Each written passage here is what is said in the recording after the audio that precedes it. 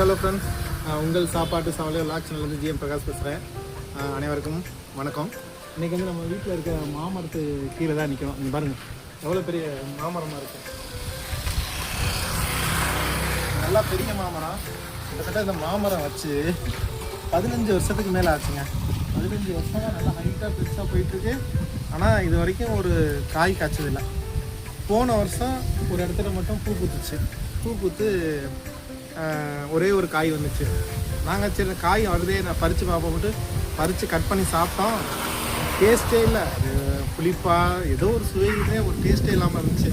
இந்த வருஷம் மாங்காய் சீசனில் ஒரு 4-5 மாங்காய் காய்ச்சி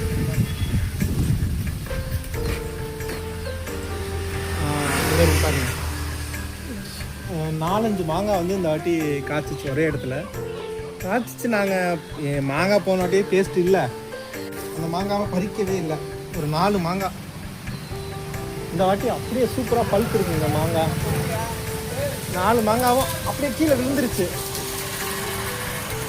விழுந்த மாங்காவை கட் பண்ணி சாப்பிட்டா அவ்வளோ அருமையாக இருந்துச்சு. பாருங்கள், தொட்ட உடனே கீழே விழுக போகிற மாங்காய். ஒரு மாங்காய் தான் இருக்குது. ஆனால் இது வந்து காய் மரம் இல்லை, பழ மரம் இருக்குது. என்ன பழம்னு தெரியல. எங்கள் அம்மா சொன்னாங்க, இங்கே பாருங்கள் கிளி மூக்கு மாதிரி இருக்குது, ஒரு கிளி மூக்கு மாங்காய் அப்படின்னாங்க. ஆனால் டேஸ்ட்டு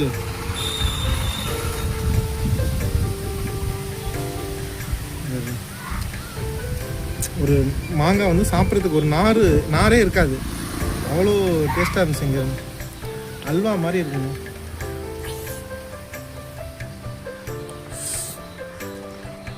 இது என்ன மாம்பழம், என்ன வகையான மாங்கான்னு தெரிஞ்சுன்னா கமெண்ட் பண்ணுங்கள். 15 வருஷம் ஆச்சு, ஆனால் காய்க்கவே இல்லை. என்ன பண்ணலாம், அடுத்த வருஷம் வந்து நல்லா காய்க்க வைக்கலான்னு சொல்லுங்கள். அடுத்த வருஷம் நல்லா மாமரம் நல்லா காய்ச்சி உங்களுக்கு வீடியோ போட்டு விடுறோம். மாங்காய் பாருங்கள். Okay friends, bye bye bye bye by.